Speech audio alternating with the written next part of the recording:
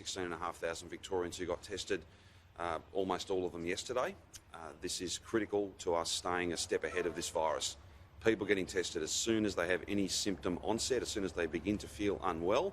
That helps us protect everybody. It helps us to stay safe. It helps us to stay open. That's very, very important. Now, when we announced some changes to the classification and designation of local government areas in Greater Sydney a few days ago, we said that we would be looking at daily the epi picture, so the virus picture, every single day, and the public health team would be evaluating and analysing what further steps could be taken.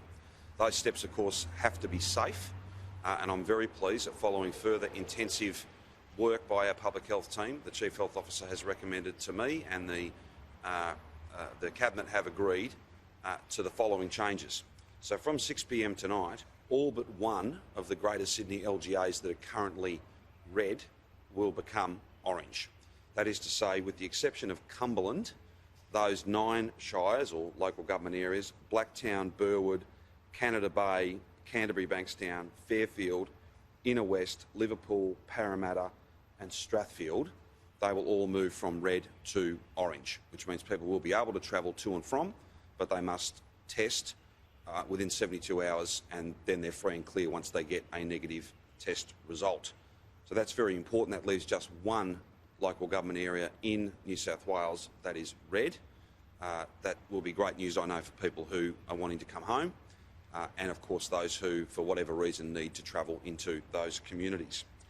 I want to also make the point that with the exception of, again from 6 p.m. tonight, with the exception of the Blue Mountains and Wollongong, the rest of New South Wales will be designated green, which then obviously means there's a freedom of movement there that is above the orange designation.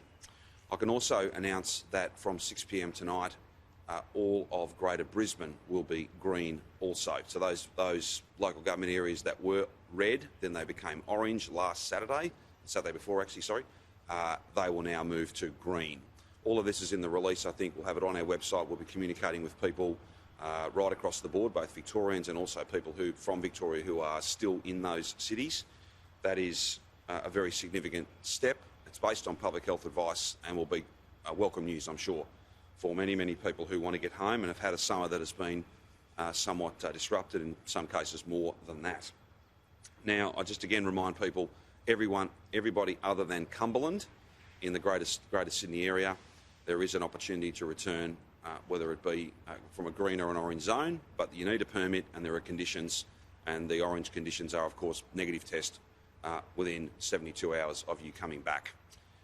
Finally, from me, just in terms of announcements in relation to restrictions, from 11:59 p.m. tonight, again based on public health advice and this now the 16th day of no community transmission, we are reintroducing the pre-New Year's Eve gathering at the home limits. So we go from 15 to 30.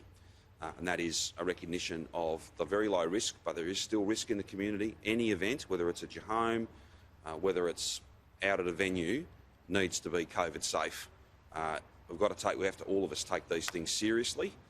So whereas the cap had gone down to 15 and is currently 15, from 11:59 tonight it will go back to 30.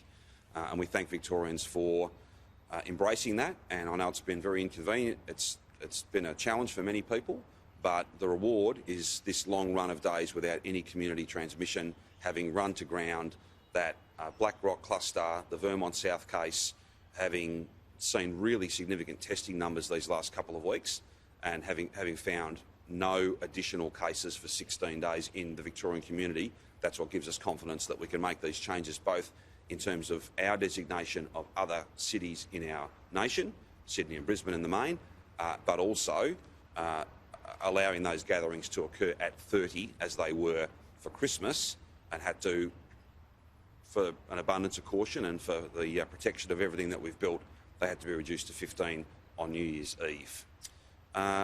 They were the only announcements I had to make. I am a bit tight for time, so I've got to go to National Cabinet, so maybe we go directly to questions to me or Brett.